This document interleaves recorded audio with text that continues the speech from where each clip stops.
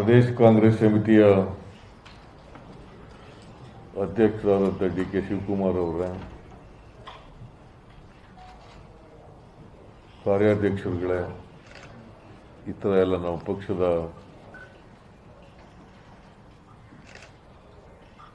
ಮುಖಂಡರುಗಳೇ, ಮಾಧ್ಯಮದ ಗೆಳೆಯರೇ, ಶಿವಕುಮಾರ್ ಅವರು ಕೆಲವು ವಿಚಾರಗಳನ್ನು ಪ್ರಸ್ತಾಪ ಮಾಡಿದ್ದಾರೆ.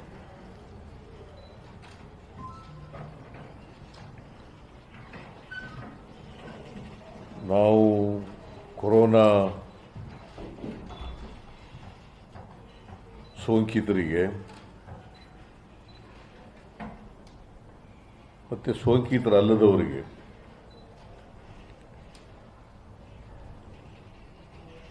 ಕಾಂಗ್ರೆಸ್ ಪಕ್ಷ ಒಂದು ಅಧಿಕೃತ ವಿರೋಧ ಪಕ್ಷವಾಗಿ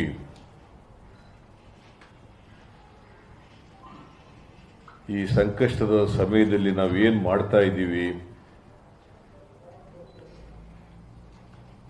ಎನ್ನುವ ಬಗ್ಗೆ ವಿವರಣೆಗಳನ್ನು ಅವರು ಕೊಟ್ಟಿದ್ದಾರೆ.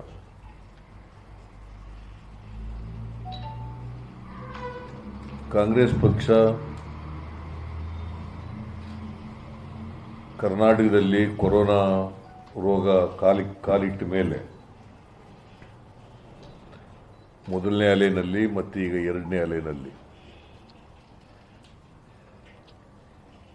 ಜನರ ನಡುವೆ ಇದ್ದು ಕೆಲಸ ಮಾಡ್ತಾ ಇದೆ. ಕಷ್ಟದಲ್ಲಿರ್ತಕ್ಕಂಥವರಿಗೆ ಪಕ್ಷ ಮತ್ತು ನಮ್ಮ ಪಕ್ಷದ ಜನಪ್ರತಿನಿಧಿಗಳು, ಮಾಜಿ MLAಗಳು, ಮಾಜಿ ಮಂತ್ರಿಗಳು,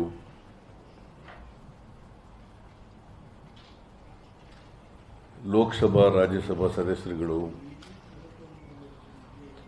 ಚುನಾವಣೆಯಲ್ಲಿ ನಿಂತು ಸೋತಂಥ ಅಭ್ಯರ್ಥಿಗಳು ಅವರ ಶಕ್ತ್ಯಾನುಸಾರ ಅವರವರ ಕ್ಷೇತ್ರಗಳಲ್ಲಿ ಮತ್ತು ಅವರ ಜಿಲ್ಲೆಗಳಲ್ಲಿ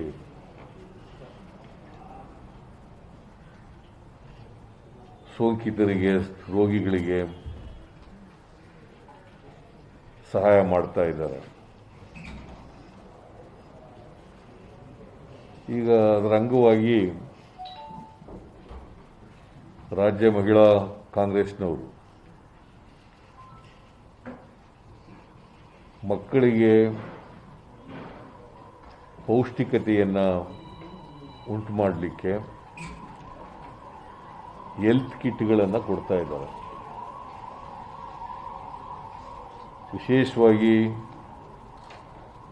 ಬಡ ಮಕ್ಕಳಿಗೆ, 12 ವರ್ಷದ ಒಳಗಡೆ ಇರ್ತಕ್ಕಂಥ ಮಕ್ಕಳಿಗೆ ಹೆಲ್ತ್ ಕಿಟ್ಗಳನ್ನು ಕೊಡ್ತಾ ಇದ್ದಾರೆ. ಇವತ್ತು ಅದಕ್ಕೆ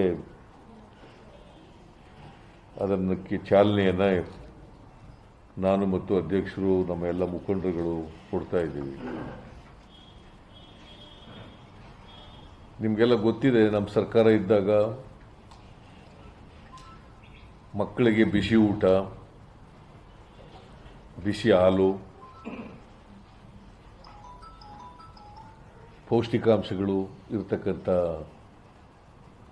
ಟ್ಯಾಬ್ಲೆಟ್ಗಳು ಕೂಡ ನಾವೆಲ್ಲ ಕೊಡ್ತಾ ಇದ್ದೋ. ಈಗ ಶಾಲೆಗಳು ನಡೀತಾ ಇಲ್ಲ, ಬಿಸಿ ಊಟನೂ ಸಿಗ್ತಾ ಇಲ್ಲ, ಬಿಸಿ ಹಾಲು ಸಿಗ್ತಾ ಇಲ್ಲ. ಜೊತೆಗೆ ನಾವು ಕೊಡ್ತಿದ್ದಂಥ 7 kg ಅಕ್ಕಿನೂ ಕೂಡ 2 kg ತಂದು ನಿಲ್ಲಿಸ್ಬಿಟ್ಟಿದ್ದಾರೆ. ಸೊ ಬಡವರಿಗೆ ವಿಶೇಷವಾಗಿ ಪೌಷ್ಟಿಕಾಂಶ ಸಿಗಲ್ಲ. ಹಾಲಿನಲ್ಲಿ ಕ್ಯಾಲ್ಸಿಯಂ ಸಿಗ್ತಿತ್ತು, ಆ ಕ್ಯಾಲ್ಸಿಯಂ ಸಿಗಲ್ಲ. ಬೇರೆ ವಿಟಮಿನ್ಸ್ ಇರ್ತಕ್ಕಂಥ ಪದಾರ್ಥಗಳು ಸಿಗ್ತಿದ್ದು, ಅವೆಲ್ಲ ಸಿಗೋದಿಲ್ಲ ಈಗ. ಊಟಕ್ಕೆ ತೊಂದರೆ ಆಗಿದೆ, ಕೆಲಸ ಇಲ್ಲ ಬಡವರಿಗೆ, ಕಾರ್ಮಿಕರಿಗೆ. ಅವರು ಊಟ ಒದಗಿಸ್ಕೊಳ್ಳದೆ ಕಷ್ಟ ಆಗಿದೆ 2 ಹೊತ್ತು. ಅಂಥದ್ರಲ್ಲಿ ಪೌಷ್ಟಿಕವಾದಂಥ ಆಹಾರವನ್ನು ಅವ್ರ ಮಕ್ಕಳಿಗೆ ಒದಗಿಸ್ತಕ್ಕಂಥದ್ದು ಬಹಳ ಕಷ್ಟದ ಕೆಲಸ. ಅದಕ್ಕೆ ಒಂದು ಸಣ್ಣ ಪ್ರಮಾಣದ ಸಹಾಯ ಮಾಡಬೇಕು ಅಂತೇಳಿ ಮಹಿಳಾ ಕಾಂಗ್ರೆಸ್ನವರು ಡಾಕ್ಟರ್ ಪುಷ್ಪಾವತಿ ಮತ್ತು ಅವರ ಸಂಗಡಿಗರು ಈ ಒಂದು ಹೆಲ್ತ್ ಕಿಟ್ಟನ್ನು ಕೊಡ್ತಕ್ಕಂಥ ಕಾರ್ಯಕ್ರಮ ಹಮ್ಮಿಕೊಂಡಿದ್ದಾರೆ. ಇದರಲ್ಲಿ ವಿಟಮಿನ್ಸ್ ಇರ್ತಕ್ಕಂಥ ಟ್ಯಾಬ್ಲೆಟ್ ಇದ್ದಾವೆ, ಸಿರಪ್ ಇರ್ತದೆ, ಬಿಸ್ಕಟ್ಸ್ ಎಲ್ಲ ಇರ್ತವೆ, ಆಮೇಲೆ ಮಾಸ್ಕು, ಮಕ್ಕಳಿಗೆ ಮಕ್ಕಳ ಸೈಜು ಮಾಸ್ಕು ಕೊಡ್ತಕ್ಕಂಥದ್ದು. ಭಾಳ ಜನ ಮಾಸ್ಕ್ ತೆಗೆದುಕೊಡೋಕ್ಕೂ ಕೂಡ ಕಷ್ಟದ ಕೆಲಸ ಇದೆ. ಇನ್ನು ಮಾಸ್ಕು ಹೀಗೆ ಇವೆಲ್ಲ ಇರ್ತಕ್ಕಂಥ ಒಂದು ಕಿಟ್ಟನ್ನು ಮನೆಗೆ ತಲುಪಿಸ್ತಕ್ಕಂಥ ಕೆಲಸ ಮಾಡ್ತಾರೆ. ಇಡೀ ರಾಜ್ಯಕ್ಕಾಗದೇ ಇರಬಹುದು, ಆದರೆ ಒಂದು ಪ್ರಯತ್ನ ಬಡವರಿಗೆ ಸಹಾಯ ಮಾಡ್ತಕ್ಕಂಥದ್ದನ್ನು ಮಾಡ್ತಾ ಇದ್ದಾರೆ. ಅದಕ್ಕೆ ಇವತ್ತು ಚಾಲನೆ ಕೊಟ್ಟಿದ್ದೀವಿ. ನೀವು ಎಲ್ಲ ನೋಡಿದ್ದೀರಿ ಏನೇನು ಕೊಡ್ತೀವಿ ಅಂತಕ್ಕಂಥದ್ದು ಅವರು ಪ್ರದರ್ಶನ ಮಾಡಿದ್ದಾರೆ.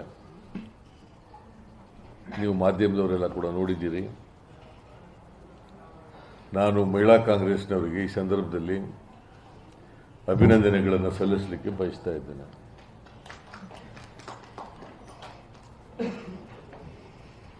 ಈಗಾಗಲೇ ಅಧ್ಯಕ್ಷರು ಹೇಳಿದಂತೆ ನಮ್ಮ ಉಸ್ತುವಾರಿ AICC ಜನರಲ್ ಸೆಕ್ರೆಟರಿ ಕರ್ನಾಟಕದ ಉಸ್ತುವಾರಿಯಾಗಿರ್ತಕ್ಕಂಥ ಸುರ್ಜೇವಾಲಾ ಅವರು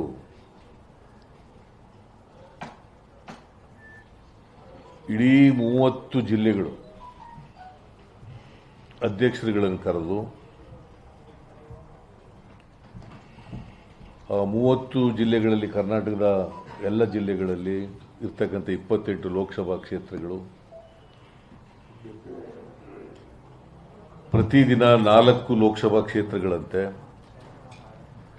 ಆ 4 ಲೋಕಸಭಾ ಕ್ಷೇತ್ರಗಳಲ್ಲಿ ಬರ್ತಕ್ಕಂಥ ಶಾಸಕರು, ಲೋಕಸಭಾ ಸದಸ್ಯರು, ರಾಜ್ಯಸಭಾ ಸದಸ್ಯರು, ಜಿಲ್ಲಾ ಅಧ್ಯಕ್ಷರುಗಳು, ಸೋತ ಅಭ್ಯರ್ಥಿಗಳು, MLCಗಳು,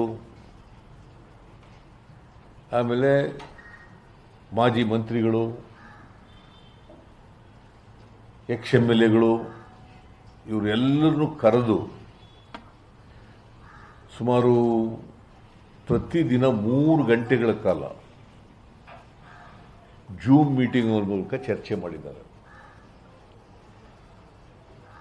ಈಗ ಏನು ಮಾಡಿದ್ದಾರೆ, ಮುಂದೆ ಏನು ಮಾಡಬೇಕು, ಬಡವರು ಸಹಾಯ ಮಾಡಲಿಕ್ಕೆ ಆಸ್ ಕಾಂಗ್ರೆಸ್ ಪಾರ್ಟಿ ಈಗೇನು ಮಾಡಿದ್ದೀವಿ ಇಲ್ಲಿವರೆಗೆ, ಮತ್ತು ಮುಂದೆ ಏನು ಮಾಡಬೇಕು ಅಂತಕ್ಕಂಥ ಮಾಹಿತಿಯನ್ನು ಕೂಡ ಕೊಟ್ಟಿದ್ದಾರೆ, ಮಾಹಿತಿ ಕೂಡ ಶೇಖರಣೆ ಮಾಡಿದ್ದಾರೆ. ನಾನು ಕೂಡ ಎಲ್ಲ ಸಭೆಗಳಲ್ಲಿ ಭಾಗಿಯಾಗಿದ್ದೆ.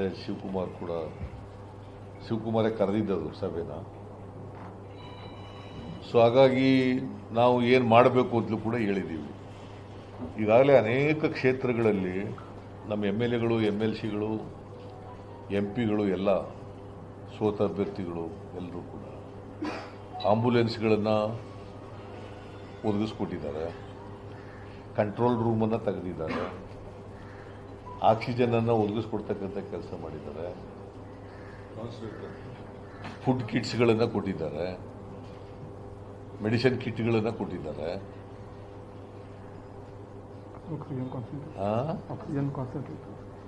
ಆಕ್ಸಿಜನ್ ಕಾನ್ಸಂಟ್ರೇಟರ್ಗಳನ್ನು ಕೊಟ್ಟಿದ್ದಾರೆ,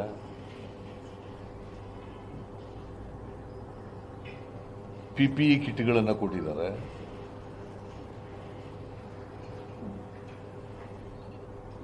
ಕೆಲವು ಕಡೆ ಆಲೆ ಕೊಟ್ಟಿದ್ದಾರೆ, ಇನ್ನು ಕೆಲವು ಕಡೆ ಕೊಡ್ತಾ ಇದ್ದಾರೆ. ಸೊ ಇದನ್ನ 224 ವಿಧಾನಸಭಾ ಕ್ಷೇತ್ರಗಳಲ್ಲೂ ಕೂಡ ನಡೆದಿದೆ. In all the 224 constituencies, not a single constituency is left out.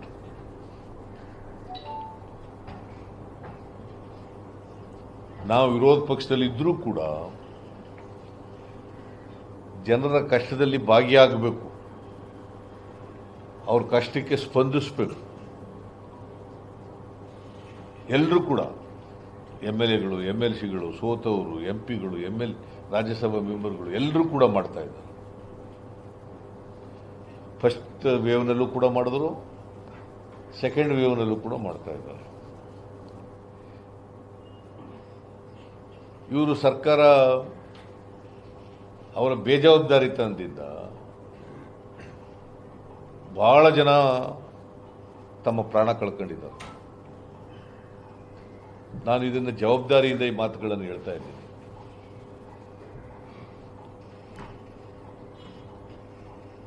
Chamarajanagar ಗೊತ್ತಾಯಿತು, ಅದ್ರಲ್ಲಿ ಬೆಳಕಿಗೆ ಬಂತು ಎಷ್ಟು ಜನ ಸತ್ತಿದ್ದಾರೆ ಅಂತ. ಆಕ್ಸಿಜನ್ ಕೊರತೆಯಿಂದಲೇ 36 ಜನ ಸತ್ತಿದ್ದಾರೆ.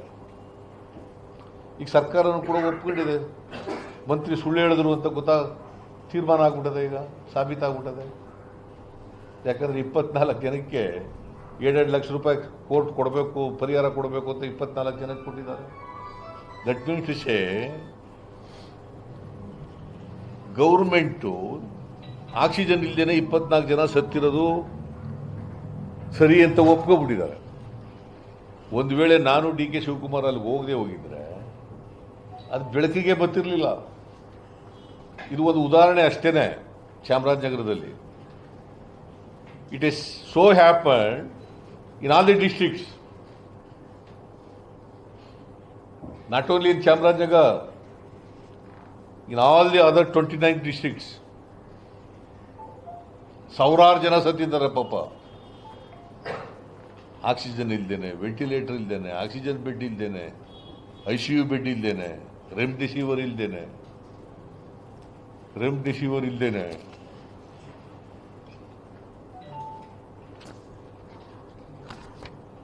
ಯಾರು ಜವಾಬ್ದಾರಿ ಇದಕ್ಕೆ? ನಿರಾಪರಾಧಿಗೂ ಪಾಪ ಆಕ್ಸಿಜನ್ ಇಲ್ಲದೆ ಸತ್ತೋದ್ರೆ 2 ಲಕ್ಷ ರೂಪಾಯಿ ಪರಿಹಾರ ಕೊಟ್ಬಿಟ್ರೆ ಮುಗಿತಾ? ಅದು ಎಷ್ಟು ಬಾರಿ ಒಂದು ಜಿಲ್ಲೆಯಲ್ಲಿ ಕೊಟ್ಟಿದ್ದಾರೆ, ಅದು ಹೈಕೋರ್ಟ್ನವ್ರು ಹೇಳಿದ್ರು ಅಂತ ಕೊಟ್ಟಿದ್ದಾರೆ. What about the other people who have died for non availability of oxygen, for non availability of oxygen bed, for non availability of remdesivir, for non-availability of ventilators? Who is responsible? The government is responsible. The people who are in power, they will be held responsible.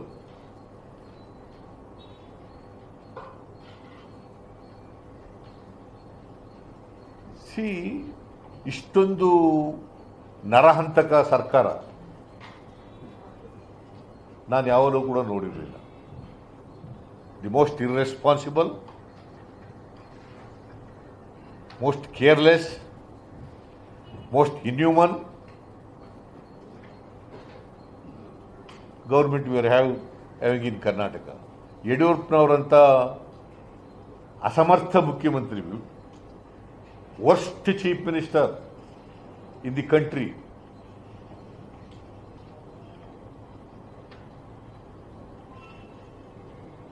ಏನೂ ಮಾಡಲಿಲ್ಲ. Oxygen ತರಿಸ್ಕೊಳ್ಳಲಿಲ್ಲ. ಆಕ್ಸಿಜನ್ನು ಕೂಡ 650-700 metric ton ಇರ್ತಿತ್ತು. ಹೈಕೋರ್ಟ್ನವರು 1200 metric ton ಕೊಡಿ ಅಂತ supreme ಕೋರ್ಟಿಗೆ ಅಲ್ಲ ಕೇಂದ್ರ ಸರ್ಕಾರಕ್ಕೆ ಆದೇಶ ಮಾಡಿದ್ರು. ಆ ಸುಪ್ರೀಂ ಕೋರ್ಟ್ನವ್ರು ಹೆಂಗಿದ್ದಾರೆ ನೋಡಿ, ಎಷ್ಟು ಅವರು ಮಾನವೀಯತೆ ಇಲ್ಲೇ ಇರ್ತಕ್ಕಂಥ ಜನ. ಸುಪ್ರೀಂ ಕೋರ್ಟ್ಗೆ ಅರ್ಜಿ ಹಾಕ್ತಾರೆ, ಹೈಕೋರ್ಟ್ ಆದೇಶನ ಚಾಲೆಂಜ್ ಮಾಡಿ ಈ ಆರ್ಡರ್ಸ್ನ ಬದಲಾಯಿಸಿ ಅಂತ, ಸ್ಟೇ ಕೊಡಿ ಇದಕ್ಕೆ ಅಂತೇಳಿ.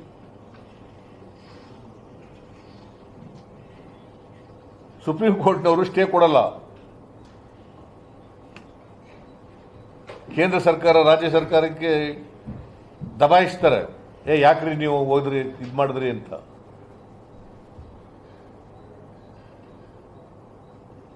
$1200 ಮೆಟ್ರಿಕ್ ಟನ್ ಪ್ರತಿದಿನ ಕೊಡಬೇಕು ಅಂತ ಕೇಂದ್ರ ಸರ್ಕಾರಕ್ಕೆ ಆದೇಶ ಮಾಡ್ತಾರೆ. ಇನ್ನೂ 1210 ತಲುಪಿಲ್ಲ ಅವರು. ನನ್ನ ಪ್ರಕಾರ ಒಂದು ದಿನಕ್ಕೆ 1750 ಮೆಟ್ರಿಕ್ ಟನ್ ಆಕ್ಸಿಜನ್ ಬೇಕು.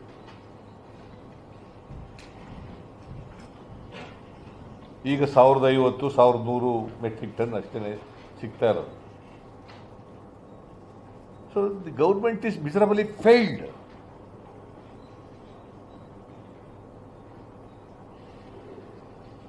ಜನರ ರಕ್ಷಣೆ ಮಾಡಲಿಕ್ಕೆ, ಜನರ ಜೀವ ಉಳಿಸಲಿಕ್ಕೆ ಈ ಸರ್ಕಾರದಿಂದ ಆಗಲಿಲ್ಲ, ಕೇಂದ್ರ ಸರ್ಕಾರದಿಂದಲೂ ಕೂಡ ಆಗಲಿಲ್ಲ. ಅದಕ್ಕೆ ನಾವು ನಮ್ಮ ಪಕ್ಷ ನಮ್ಮ ಕೈಲಾದ ಸಹಾಯ ಮಾಡಬೇಕು ಅಂತ. ಈಗ ನೋಡಿ, ನಾವು ನಮಗೆ MLAಗಳಿಗೆ, MLCಗಳಿಗೆ, MP ಗಳಿಗೆ ಅವ್ರ ಏರಿಯಾ ಡೆವಲಪ್ಮೆಂಟ್ ಗ್ರ್ಯಾಂಟ್ಸ್ ಅಂತ ಇರ್ತದೆ.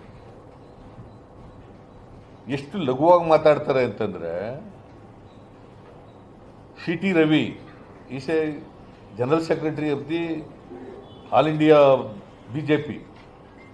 ಅವ್ರು ಮಾತಾಡ್ತಾರೆ, ಏನು ಅವರ ಮನೆ ಏನು ಕೊಟ್ಟಾರೋ,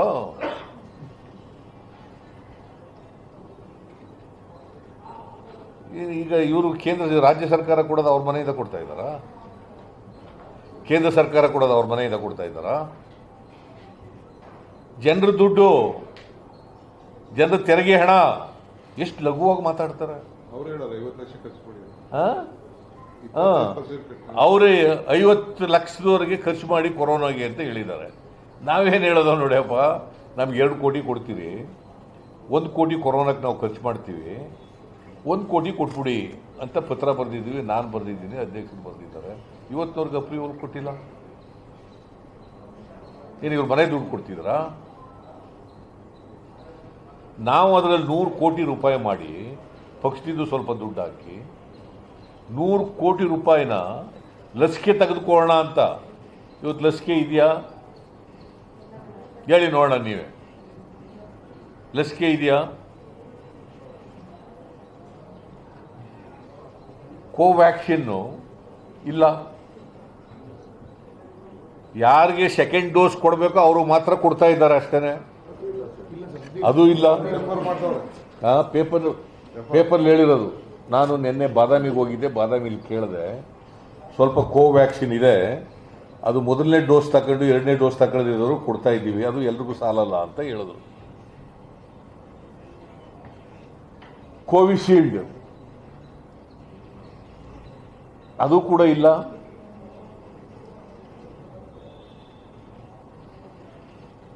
ಕರ್ನಾಟಕದಲ್ಲಿ 5 ಕೋಟಿ 12 ವರ್ಷದವ್ರು ಬಿಟ್ಟು, ಅದಕ್ಕಿಂತ 18 ವರ್ಷದಿಂದ ಮೇಲ್ಪಟ್ಟವರಿಗೆ 5 ಕೋಟಿ 11 ಲಕ್ಷ ಜನರಿಗೆ ಹಾಕಬೇಕು. ಈಗ 1 ಕೋಟಿ ಚಿಲ್ಲರೆ ಹಾಕಿದ್ದಾರೆ. ಇನ್ನು 4 ಕೋಟಿ ಚಿಲ್ಲರೆ ಹಾಕಬೇಕು ವ್ಯಾಕ್ಸಿನ್. 4 ಕೋಟಿ ಅಂದರೆ 2 ಡೋಸ್ ಅಂದರೆ ಎಷ್ಟು ಬೇಕು vaccine? More than 8 crores. More than 8 crore. 8 crore ಒಬ್ರಿಗೆ 2 ಅಂತಂದರೆ 8 ಕೋಟಿ ವ್ಯಾಕ್ಸಿನ್ ಬೇಕಲ್ಲ. ಎಲ್ಲಿದೆ ಇವ್ರ ಹತ್ರ? ಸುಳ್ಳು ಹಾಕ್ತೀರಿ, ಹೇಳ್ತೀರಿ ಜನಗಳಿಗೆ. B transparent. ಪ್ರೈವೇಟ್ ಆಸ್ಪತ್ರೆಗೆ ಕೊಟ್ಟಿದ್ದಾರೆ, ಅವರು ಓಪನ್ ಮಾರ್ಕೆಟ್ನಲ್ಲಿ ತಗೊಂಡಿದ್ದಾರೆ, ಅವ್ರಿಗೂ ಬೆಲೆ ನಿಗದಿ ಮಾಡಿ ಕೊಟ್ಬಿಟ್ಟಿದ್ದಾರೆ. ಅದು ಒಂದೊಂದು ಆಸ್ಪತ್ರೆ ಒಂದೊಂದು ಬೆಲೆ ನಿಗದಿ ಮಾಡಿಬಿಟ್ಟಿದ್ದಾರೆ. ಪ್ರೈವೇಟ್ ಆಸ್ಪತ್ರೆ ಅವರು ಕೂಡ ಲೂಟು ಹೊಡಿತಾ ಇದ್ದಾರೆ. ಒಂದೊಂದು ಹಾಸ್ಪಿಟಲ್ ಒಂದು ಕಡೆ 1200, ಒಂದು ಕಡೆ 900, ಒಂದು ಕಡೆ 1000 ರೂಪಾಯಿ.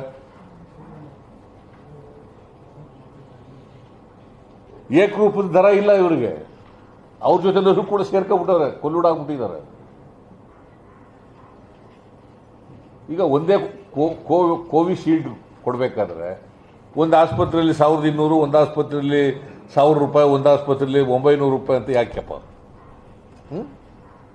ಒಂದೇ ರೇಟ್ ಇರಬೇಕಲ್ಲ ಎಲ್ಲ. ಕೋವ್ಯಾಕ್ಸಿನ್ ಒಂದೇ ರೇಟ್ ಇರಬೇಕಲ್ಲ ಎಲ್ರಿಗೂ. ಸೊ ಅವರು ಬಿಟ್ಬಿಟ್ಟಿದ್ದಾರೆ, ಅವ್ರು ಇಷ್ಟ ಬಂದಾಗಿ ದುಡ್ಡು ವಸೂಲು ಮಾಡೋಕ್ಕೆ. ಅವ್ರ ಜೊತೆ ಸ್ವಲ್ಪ ಶಾಮೀಲಾಗ್ಬಿಟ್ಟಿದ್ದಾರೆ. ಸರ್ಕಾರಿ ಆಸ್ಪತ್ರೆಗಳಲ್ಲಿ ಸಿಗ್ತಾ ಇಲ್ಲ. ಅದ್ರ ಜೊತೆಗೆ ಈಗ black fungus, white fungus, yellow fungus, ಅವು ಹೆಸರುಗಳು ಬೇರೆ ಬೇರೆ, ಒಂದೇನೆ ರೋಗ, ಅದು ಬೇರೆ ಬಂದ್ಬಿಟ್ಟಿದೆ. ಅದಕ್ಕೆ ಔಷಧಿ ಇಲ್ಲ. So you may not believe, ನಾನು ನಮ್ಮ ಚಿಮ್ಮನಕಟ್ಟಿ ಎಕ್ಸ್ ಮಿನಿಸ್ಟ್ರು ಅವ್ರ ಪತ್ನಿಗೆ ಬಂದ್ಬಿಟ್ಟಿದೆ, ಅವ್ರ ಧರ್ಮಪತ್ನಿಗೆ ಬ್ಲ್ಯಾಕ್ ಫಂಗಸ್ ಬಂದ್ಬಿಟ್ಟಿದೆ. ಒಂದು ದಿನಕ್ಕೆ 4 ರಿಂದ 6 ಇಂಜೆಕ್ಷನ್ ಬೇಕು, ಸುಮಾರು 14 ದಿನ ಬೇಕು, 14 ಡೇಸ್ ಕೊಡಬೇಕು. ಒಂದು ದಿನಕ್ಕೆ 4 ರಿಂದ 6 ಇಂಜೆಕ್ಷನ್ ಬೇಕು. ನನಗೆ ಚಿಮ್ಮನಕಟ್ಟಿಯವರ ಹೆಂಡತಿಗೆ ಕೊಡಿಸ್ಲಿಕ್ಕೆ ಎಷ್ಟು ಕಸರತ್ತು ಮಾಡಬೇಕಾಯ್ತು ಅಂತಂದರೆ, ಅಶೋಕನಿಗೆ ಫೋನ್ ಮಾಡಬೇಕಾಗ್ತು, ಸುಧಾಕರ್ಗೆ ಫೋನ್ ಮಾಡಿದೆ, ಚೀಫ್ ಸೆಕ್ರೆಟರಿಗೆ ಫೋನ್ ಮಾಡಿದೆ, ಹೆಲ್ತ್ ಸೆಕ್ರೆಟರಿಗೆ ಫೋನ್ ಮಾಡಿದೆ, ಪ್ರೈವೇಟ್ ಹಾಸ್ಪಿಟ್ಲಿಗೆ ಫೋನ್ ಮಾಡಿದೆ. ಕೊನೆಗೆ ಮಾಡಿ 58 ಕೊಡಿಸೋವರಿಗೆ ಸಾಕಾಗ್ಬಿಡ್ತು ನನಗೆ. 58 ಇಂಜೆಕ್ಷನ್ ಸದ್ಯ ರಿಕವರ್ ಆದರು ಅಂತದ್ದು ಭಾಳ ಸಂತೋಷದ ವಿಚಾರ. ಸೊ ನಾನು ಹೇಳ್ದತ್ತಿಗೆನ ಸಿಕ್ತು ಪಾಪ. What about the ordinary citizen? ಏನು ಮಾಡಬೇಕು ಅವರು? ಎಲ್ಲೂ ಸಿಗಲ್ಲ, ಓಪನ್ ಮಾರ್ಕೆಟ್ನಲ್ಲಿ ಸಿಗಲ್ಲ. ಇವ್ರಿಗೇನು ಇವಕ್ಕೆಲ್ಲ ಮಾಹಿತಿ ಇರಲಿಲ್ಲ. ಇವರಿಗೆ ಈ ಕೊರೋನಾ ಬಂದವರಿಗೆ, ಅನ್ಕಂಟ್ರೋಲ್ ಡಯಾಬಿಟಿಕ್ ಇರೋರಿಗೆ, ಆಸ್ಮಾ ಇರೋರಿಗೆ, ರೆಸ್ಪಿರೇಷನ್ ಪ್ರಾಬ್ಲಮ್ ಇರೋರಿಗೆ, ಈ fungus, black fungus, white fungus ಇವೆಲ್ಲ ಬರ್ತವೆ ಅಂತ ಇವ್ರಿಗೇನು ಮಾಹಿತಿ ಇರೋದಿಲ್ವಾ? ಮುಂಜಾಗ್ರತವಾಗಿ ಶೇಖರಣೆ ಮಾಡ್ಕೋಬೇಕಿಲ್ವಾ? ನಮ್ಮ ಯಾರೋ ಒಬ್ರು ಮಂತ್ರಿ ಇದ್ದಾರೆ, ಸದಾನಂದ ಗೌಡ ಅಂತ, ಗೊಬ್ಬರ ಮತ್ತು ರಾಸಾಯನಿಕ ಸಚಿವ.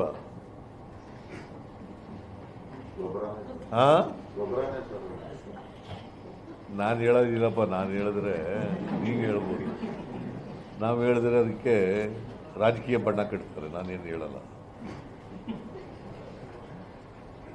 ಆಮೇಲೆ ವಿರೋಧ ಪಕ್ಷದವರು ಸುಮ್ಮನೆ ಮಾತಾಡ್ತಾರೆ. ಇದನ್ನ ಸತ್ಯ ಹೇಳೋದು ಸುಮ್ಮನೆನಾ? ಇದು ಟೀಕೆನಾ? ಇದು is it not A fact? ಎಂಥದ್ದು? ಆಂಪೋಟೆರಿಸಿನ್ ಬಿ, ಆಂಪೋಟೆರಿಸಿನ್ ಬಿ ಇಂಜೆಕ್ಷನ್ ಸಿಗ್ತಾ ಇದೆಯಾ? ಅದು ಹೇಳಿ ನೋಡೋಣ. Let the government come out with the facts and figures. Nowhere it is available. Sadananda Gowda ಸ್ವಲ್ಪ ಕಳಿಸ್ಕೊಟ್ಟಿದ್ದೀನಿ ಅಂತಾರೆ. ಎಲ್ಲರಿಗೂ ಸ್ವಲ್ಪ ಅಲ್ರಿ, ಇಲ್ಲಿ ಪೇಷೆಂಟ್ಗಳು ಎಷ್ಟು ಜನ ಇದ್ದಾರೆ? ಈಗ ನಾನು ಬಾಗಲಕೋಟೆನಲ್ಲಿ 41 ಜನ ಪೇಷೆಂಟ್ಗಳಿದ್ದಾರೆ, ಬಾದಾಮಿನಲ್ಲಿ 4 ಜನ ಇದ್ದಾರೆ. No injection. ಒಂದು ಜಿಲ್ಲೆದು ನಾನು ಹೇಳ್ತಾ ಇರೋದು, ನಾನು ನಿನ್ನೆ ರಿವ್ಯೂ ಮಾಡಿದೆ. ಬಾಗಲಕೋಟೆನಲ್ಲಿ 41 ಜನ ಬ್ಲ್ಯಾಕ್ ಫಂಗಸ್ ಆಗ್ಬಿಟ್ಟಿದೆ. ಕೆಲವು ಸೀರಿಯಸ್ ಇದೆ, ಒಬ್ಬರು ಬಾದಾಮಿಲಿ ಸತ್ತೋಗ್ಬಿಟ್ಟಿದ್ದಾರೆ.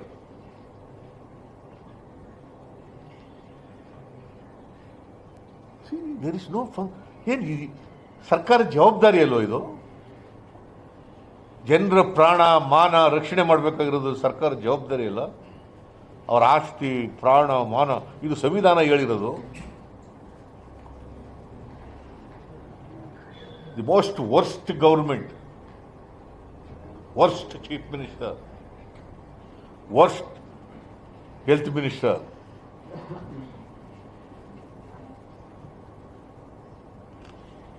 ಏನು ಆಗಿಲ್ಲ ಅನ್ನೋ ಥರ ಇದ್ದಾರಪ್ಪ.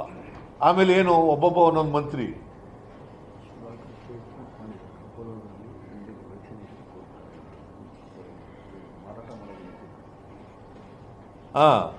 ಈಗ ಸುಧಾಕರ್ ಅವರು ಸ್ಟೇಟ್ಮೆಂಟ್ ಮಾಡಿದ್ದಾರೆ. Apollo hospitals will start administering Sputnik V vaccine from second week of June with an aim to vaccinate 1 lakh people every day initially and double that in July, and is confident of completing 2 crore jobs by September 2021 ಅಂತ ಹೇಳಿದ್ದಾರೆ. ಗೌರ್ಮೆಂಟ್ದಲ್ಲ ಇದು, Sudhakar tweet ಮಾಡಿರೋದು. Vaccine ಬಗ್ಗೆ Sputnik ಅಂದ್ರೆ ರಷ್ಯಾದಲ್ಲಿ ತಯಾರಾಗಿರ್ತಕ್ಕಂಥ vaccine ಅದು Sputnik ಅಂತ ಹೆಸರು. ಅದಕ್ಕೆ ರೆಡ್ಡಿ ಹೈದರಾಬಾದ್ನಲ್ಲಿ ರೆಡ್ಡಿ ಲ್ಯಾಬ್ ಅಂತ ಇದೆ, ಅವ್ರು ಮಾಡಿರೋದು. ನೀವೇನ್ ಮಾಡ್ತಾ ಇದ್ದೀರಿ? ನೀವು ಅವ್ರಿಗೆ ಜೊತೆ ಸೇರ್ಕೊಂಡಿದ್ದೀರಿ ಅಷ್ಟೇ. ಹೋರಿ ಅಪೋಲೋ ಆಸ್ಪತ್ರೆಗೆ ಹೋಗಿ ದುಡ್ಡು ಕೊಟ್ಟು ಮಾಡಿಸ್ಕೊಳ್ರಿ. ಅವ್ರು ಎಷ್ಟೋ 900 ರೂಪಾಯಿ ಅಂತ ಹೇಳ್ತಾರೆ, ಇನ್ನೂ ಜಾಸ್ತಿ ಹೇಳ್ಬೋದು, ಗೊತ್ತಿಲ್ಲ ನನಗೆ. 1250 ಅಂತೆ. ನೀವೇನು ಮಾಡ್ತಾ ಇದ್ದೀರಿ ಸರ್ಕಾರ? whatever produced by the Reddy lab or any lab, you purchase. ಸರ್ಕಾರ ಕೊಡ್ರಿ ಅಂತ ತಗೊಳ್ಳಿ ಎಲ್ಲನೂ.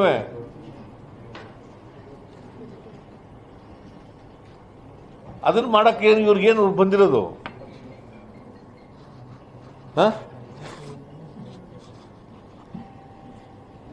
8 ಕೋಟಿ ವ್ಯಾಕ್ಸಿನ್ ತಗೊಳ್ಳಿ. ಎಲ್ಲೆಲ್ಲಿ ಸಿಗ್ತದೆ ಎಲ್ಲ ಕಡೆ ತಗೊಳ್ಳಿ. ಬೇರೆ ರಾಜ್ಯದಲ್ಲಿ ಸಿಗುತ್ತೆ ತಗೊಳ್ಳಿ, ಹೊರದೇಶದಲ್ಲಿ ಸಿಗುತ್ತೆ ತಗೊಳ್ಳಿ. ಹೊರದೇಶದಿಂದ ತರಿಸ್ಕೊಳ್ಳೋದು ಕಷ್ಟ. ತಗೊಂಡು ಕೊಡಿ ಎಲ್ರಿಗೂ. ಅಲ್ಟಿಮೇಟ್ಲಿ ಇನ್ನು ಬಾಕಿಯವೆಲ್ಲ ಟೆಂಪ್ರರಿ ಮೆಜರ್ಸ್. ಮಾಸ್ಕ್ ಹಾಕೊಳ್ಳೋದು, ಫೇಸ್ ಶೀಲ್ಡ್ ಹಾಕೊಳ್ಳೋದು, ಗ್ಲೌಸ್ ಹಾಕೊಳ್ಳೋದು, ಸ್ಯಾನಿಟೈಸ್ ಮಾಡ್ಕೊಳ್ಳೋದು, ಇವೆಲ್ಲ temporary. The only solution is vaccination. ಎಲ್ಲರಿಗೂ ವ್ಯಾಕ್ಸಿನೇಟ್ ಮಾಡೋದೇ ಸೊಲ್ಯೂಷನ್. 2 ಡೋಸು ಪ್ರತಿಯೊಬ್ಬರಿಗೂ ಕೂಡ ವ್ಯಾಕ್ಸಿನೇಟ್ ಮಾಡಿದ್ರೆ ಸುಮಾರು 80% ಈ ಕಾಯಿಲೆನ ಪ್ರಿವೆಂಟ್ ಮಾಡೋಕ್ಕೆ ಸಾಧ್ಯ. 80%. ಅಮೆರಿಕಾ, ಯುರೋಪ್ ಕಂಟ್ರೀಸ್ನಲ್ಲಿ, ರಷ್ಯಾದಲ್ಲೆಲ್ಲ 90% ಮಾಡಿದ್ದಾರೆ. So that is the only way. ಇದ್ರ ಕಡೆ ಗಮನ ಕೊಡಬೇಕು ನೀವು. Prime minister of the country, chief ministers of all states. Health subject ಇದೆಯಲ್ಲ, it's a state subject. Health subject is a state subject as per the constitution.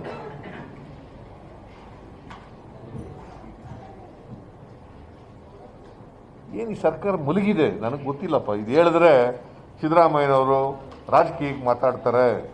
ನನಗೊಂದು ಪತ್ರ ಬರೆದಿದೆ, ಯಾರು ಬರೆದಿದ್ದೀನಿ ಅಂತ ಇವತ್ತು ಬಂದಿದೆ ಪತ್ರಿಕೆಯಲ್ಲಿ. ಜೋಶಿ ಫ್ಯಾಕ್ಟ್ಸ್ ಆ್ಯಂಡ್ ಫಿಗರ್ಸ್ ಕೊಡೋಕೆ ಇವನೇ ಆಗಬೇಕಾ? ನಾವು 20 ಕೋಟಿ ಹಾಕ್ಬಿಟ್ಟಿದ್ದೀವಿ ಅಂತ ಇವರೇ ಬೆಂತಟ್ಕೊಳ್ಳೋದು. 138 ಕೋಟಿ ಇರೋದು ನಮ್ಮ ದೇಶದಲ್ಲಿ ಜನಸಂಖ್ಯೆ. 20 ಕೋಟಿ ಜನರು ಕೊಟ್ಬಿಟ್ಟಿದ್ದೀವಿ ಅಂತ ಬೆಂತಟ್ಟುಗಳು.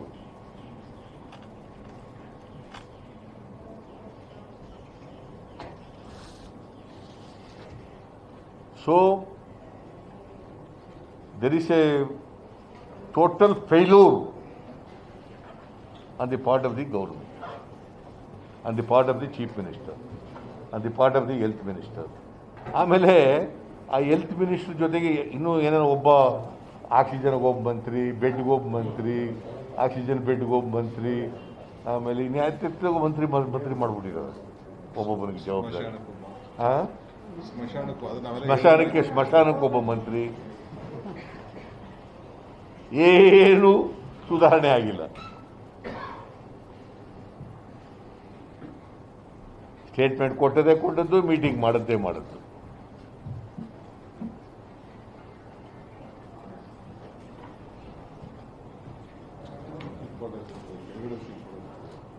ಸೊ ಅದರಿಂದ ನಾವು ನಮ್ಮ ಪಕ್ಷದಿಂದ ಈ ಕೊರೋನಾ ರೋಗ ಇದರಿಂದ ಯಾರು ಜನ ತುತ್ತಾಗಿದ್ದಾರೆ ಅವ್ರಿಗೆ ಸಹಾಯ ಮಾಡಲಿಕ್ಕೆ ನಮ್ಮ ಶಕ್ತ್ಯಾನುಸಾರ ಪ್ರಯತ್ನವನ್ನು ಮಾಡ್ತೀವಿ.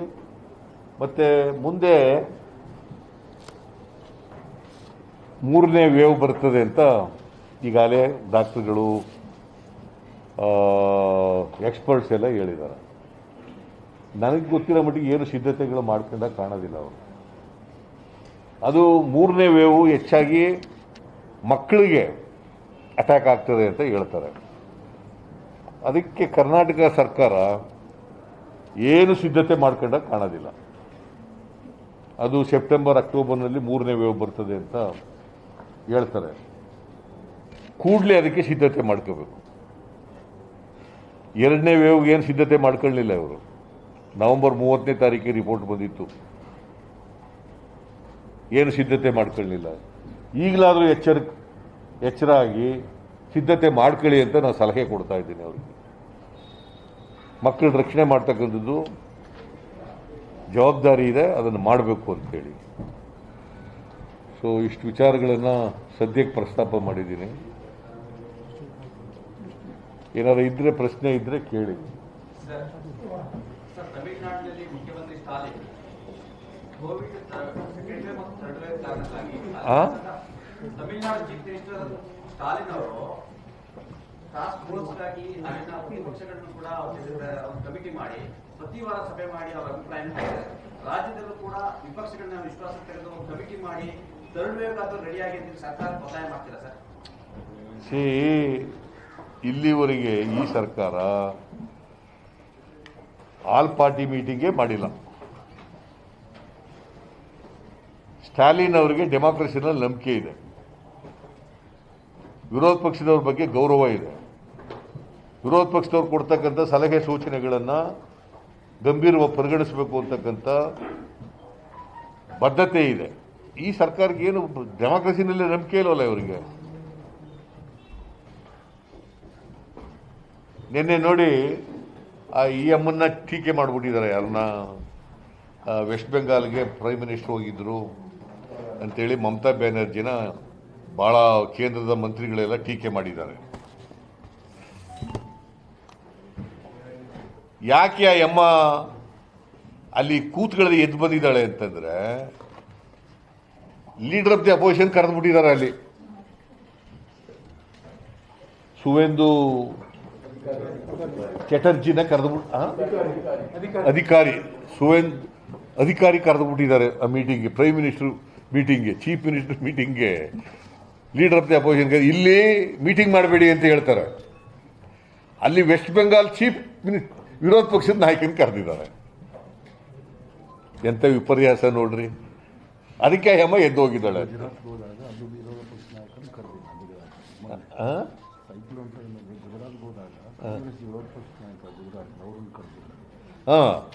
ಈಗ ಗುಜರಾತ್ಗೆ ಹೋದಾಗ ಅಲ್ಲಿ ವಿರೋಧ ಪಕ್ಷದ ನಾಯಕರು ಯಾರು? ಕಾಂಗ್ರೆಸ್ ಅಲ್ವಾ?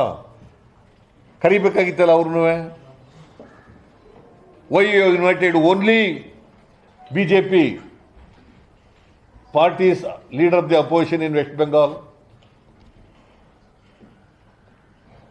ಆಮೇಲೆ ಅಮ್ಮನ ಮೇಲೆ ಟೀಕೆ ಮಾಡೋದು. ಪ್ರೋಟೋಕಾಲ್ ಪ್ರಕಾರ ಮಾಡಿಲ್ಲ ಅಂತೇಳಿ ಅಮ್ಮ ಪ್ರತಿಭಟನೆ ಮಾಡಿ ವಾಕೌಟ್ ಮಾಡಿದ್ದಾರೆ ಅಷ್ಟೇ. ಇವರಿಗೆ ಡೆಮಾಕ್ರಸಿನೇ ಇಲ್ಲ. ಒಂದೊಂದು ರಾಜ್ಯದಲ್ಲಿ ಒಂದೊಂದು ಥರ. ಇಲ್ಲಿ ನಮ್ಮ ರಾಜ್ಯದಲ್ಲಿ ನಾನು ಜೂಮ್ ಮೀಟಿಂಗ್ ಮಾಡ್ತೀನಿ ಅಂದರೆ ಮಾಡೋಕ್ಕಾಗಲ್ರಿ. ನಾನು I am the shadow chief minister. Leader of the opposition ಅಂತಂದ್ರೆ is a shadow chief minister. It's a constitutional post.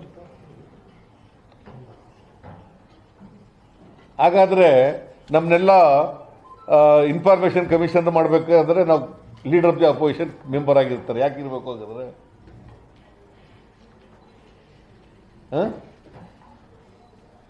ಇನ್ಯಾವುದೋ ಮಾಡಬೇಕಾದ್ರೆ leader of the opposition committee ಇರ್ತದೆ. ಅವ್ರ ಕಮಿಟಿಲಿ ಅವರು ಮೆಂಬರ್ ಇರ್ತಾರೆ. ವಿರೋಧ ಪಕ್ಷದವ್ರನ್ನ ವಿಶ್ವಾಸಕ್ಕೆ ಯಾಕೆ ತಗೋಬೇಕು ಹಾಗಾದ್ರೆ? Am I not entitled to take the information from the officers? ನಾನು ಇನ್ಫಾರ್ಮೇಷನ್ ಇಲ್ದೇನೆ how can I safeguard the interest of the people of this country, of the state? Without information, how can I safeguard? Leader of the opposition is expected to know.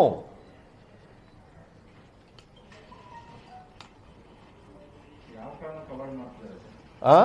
ಯಾವ ಕಾರಣಕ್ಕೆ avoid ಮಾಡ್ತಿದ್ದಾರೆ avoid ಮಾಡ್ತಿದ್ದಾರೆ ನಿಮ್ಮ CM ಅಂತ ನೀವು ಹೇಳಿದ್ರಿ, ಇದರಿಗೆ meeting ಮಾಡ್ಲಿಕ್ಕೆ ಅವಕಾಶ ಕೊಡಲಿಲ್ಲ, ಕೇವಲ ಹೇಳಿಕೆಗೆ ಮಾತ್ರ ಸೀಮಿತ ಆಗ್ತಾ ಇದನ್ನ ಕೋರ್ಟ್ ಮುಖಾಂತರ ಕ್ಲೈಮ್ ಮಾಡ್ತಿದ್ದಾರೆ. ನಾನು see that the only forum for me to express my views is on the floor of the house. ಹೊರಗಡೆ ಎಲ್ಲ ಹೇಳಿದ್ರೆ ಏನು ಪ್ರಯೋಜನ ಆಗೋದಿಲ್ಲ. ಈಗ ನಿಮ್ಗೆ ಹೇಳ್ಬೋದು ಅಷ್ಟೇ, ನಿಮ್ಗೆ ಹೇಳ್ತೀನಿ, ಹೇಳ್ತಲೇ ಇರ್ತೀನಿ. ಬಟ್ ನಂದು ಪ್ರಿವಿಲೇಜು ಬ್ರೀಚ್ ಆಫ್ ಪ್ರಿವಿಲೇಜ್ ಆಗಿದೆ. That should be discussed on the floor of the house. So I will raise it whenever assembly convenes. I will raise this and I will move the breach of privilege motion. Sir ಅಲ್ಲ sir, ಯಾವ ಕಾರಣಕ್ಕೋಸ್ಕರ ನಿಮ್ಮ zoom meeting ಅವರು ಅವಕಾಶ ಕೊಡ್ತಾರೆ? ಯಾಕಂದ್ರೆ ಚಾಮರಾಜನಗರದಲ್ಲಿ ಗೊತ್ತಾಗೋಯ್ತಲ್ಲ ಸತ್ಯ, ಬಯಲಾಗೋಯ್ತಲ್ರಿ. ಅದಕ್ಕೆ ಎಲ್ಲ ಕಡೆ ಬಯಲಾಗ್ಬಿಡ್ತದೆ, ಇವರು ಉಳುಕೆಲ್ಲ ಗೊತ್ತಾಗ್ಬಿಡ್ತದೆ ಅಂದ್ಬಿಟ್ಟು ಎದುರ್ಕೊಂಡು ಗಿರಾಕಿಗಳು ಮೀಟಿಂಗ್ಗೆ ಇನ್ಫಾರ್ಮೇಷನ್ ತಗೊಳ್ಳೋದು ಬೇಡ ಅಂತ ಬಿಡ್ಬಿಟ್ರು. ನೀವು ಪತ್ರದ ಮೂಲಕ ಈಗ ನಾವು ಚಾಮರಾಜನಗರಕ್ಕೆ ಹೋಗಿದ್ದೇವ್ರಿಗೆ ಗೊತ್ತಾಯ್ತಿತ್ತೇನಪ್ಪ, ನೀವು ಎಲ್ಲ ಬರೆದಿದ್ರಿ, ಮೀಡಿಯಾದವರೆಲ್ಲ ಬರೆದಿರಿ 24 ಜನ ಸತ್ತರು ಅಂತ. ಅದಕ್ಕೆ ಕಿಮ್ಮತ್ ಇರ್ತಿತ್ತಾ?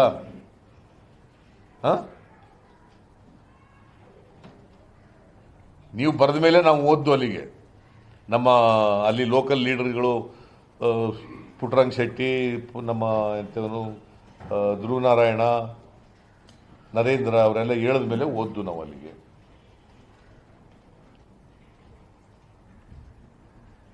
ನಾವು ಹೋಗದೆ ಹೋದ್ರೆ ಸತ್ಯನೇ ಹೊರಗಡೆ ಬರ್ತಿರ್ಲಿಲ್ಲ. ಪಾಪ ಈಗ ಸತ್ತೋದ್ರಲ್ಲ, ಅವ್ರಿಗೆ 7 ಲಕ್ಷ ರೂಪಾಯಿ ಪರಿಹಾರ ತಾತ್ಕಾಲಿಕ ಕೊಟ್ಟಿದ್ದಾರಲ್ಲ, ಅದು ಸಿಗ್ತಿರ್ಲಿಲ್ಲ. 3 ಜನ ಸತ್ತಿರೋದಪ್ಪ ಅಂದ್ಬಿಟ್ಟು ಮುಚ್ಚಾಕ್ಬಿಡೋರು ಅಂತ. ಅದಕ್ಕೆ ಸತ್ಯ ಬಂದ್ಬಿಟ್ಟು ಗೊತ್ತಾಗ್ಬಿಡ್ತದೆ ಎಲ್ಲ ಜಿಲ್ಲೆಗಳಲ್ಲೂ ಕೂಡ ಅಂತೇಳಿ ನನಗೆ ಮೀಟಿಂಗ್ ಕರಿಬಾರ್ದಾಗಿ ಮಾಡಿಬಿಟ್ಟಿದ್ದಾರೆ, ಜೂಮ್ ಮೀಟಿಂಗ್ ಕರಿಬಾರ್ದಾಗಿ ಮಾಡಿಬಿಟ್ಟಿದ್ದಾರೆ. If you like this video ಬೇಗ ಲೈಕ್ ಮಾಡಿ, ಕಾಮೆಂಟ್ ಮಾಡಿ, ಶೇರ್ ಮಾಡಿ ಹಾಗೂ ಯೋಯೋ ಟಿವಿ ಕನ್ನಡವನ್ನು ಸಬ್ಸ್ಕ್ರೈಬ್ ಮಾಡಿ.